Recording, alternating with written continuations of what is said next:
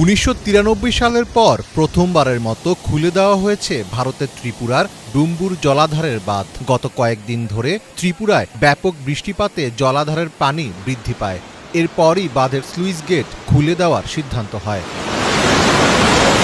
ভারতের আবহাওয়া বিজ্ঞান দফতর বলেছে, পুরো ত্রিপুরা রাজ্যেই আগামী দুদিন ভারী থেকে অতি ভারী বৃষ্টিপাতের শঙ্কা রয়েছে। রেড অ্যালার্ট জারি করা হয়েছে একাধিক জেলায়। এখন পর্যন্ত ত্রিপুরায় বন্যায় প্রাণ গেছে অন্তত 7 জনের, আর সতর্কতা জারি করা হয়েছে 8 জেলায়।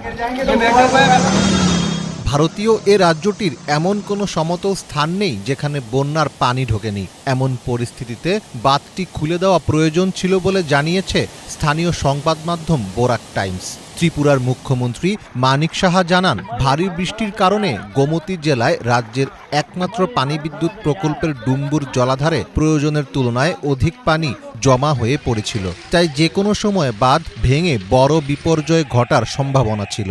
এই পরিস্থিতিতে স্থানীয় এলাকায় আগাম ঘোষণা দিয়ে জলাধার কর্তৃপক্ষ স্লুইস গেট খুলে বাড়তি পানি ছেড়ে দেয়। তবে কোনো সতর্কবার্তা ছাড়া এভাবে বাঁধ খুলে দেওয়া কতটা যৌক্তিক সেটি নিয়ে প্রশ্ন তুলছেন অনেকে।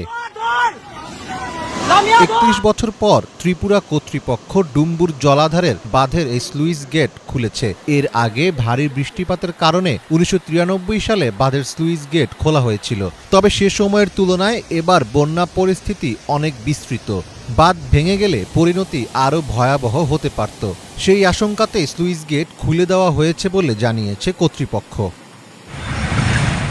তবে বাঁধটি খুলে দিলেও ত্রিপুরায় বন্যা পরিস্থিতি আরও খারাপ হয়েছে। গোমতী ও সিপাহীজলা জেলার বিস্তীর্ণ এলাকার বাড়িঘর ও কৃষিজমিতে ভয়ানক পরিস্থিতির সৃষ্টি হয়েছে। নদী ও অন্যান্য জলাধারের পানি ধারণ ক্ষমতার চেয়ে বেড়ে গেছে। আবাসিক এলাকা, কৃষি জমিসহ সবকিছু এখন পানির নিচে রয়েছে। ত্রিপুরায় অতিবৃষ্টি এবং বাঁধ খুলে দেওয়ার পর হু হু করে বাংলাদেশে প্রবেশ করছে পানি। এতে করে ফেনীর পরশুরাম, ফুলগাজী এবং ছাগলনাইয়া উপজেলায় প্রবল বন্যা দেখা দিয়েছে। মুহুরী ও ফেনী নদীর পানিতে নোয়াখালীর 8 উপজেলা প্লাবিত হয়েছে। এতে পানিবন্দী হয়ে পড়েছেন 22 লাখ মানুষ। এর মধ্যে 345 আশ্রয়কেন্দ্রে ঠাঁই নিয়েছে 20,000 মানুষ। অন্যদিকে ফেনীর উত্তরের 3 উপজেলা ফুলগাজী, পরশুরাম ও ছাগলনাইয়া রাস্তাঘাট ও ঘরবাড়ির বসতি এখন পানির নিচে। সদর উপজেলা সোনাগাজীর অনেক গ্রামও প্লাবিত হয়েছে। মুহুরী, কহুয়া ও সিলোনিয়া নদীর পানি বিপদসীমার 100 সেন্টিমিটার উপর দিয়ে বয়ে যাচ্ছে। মীর ফজলে রাব্বি, বাংলা ভিশন।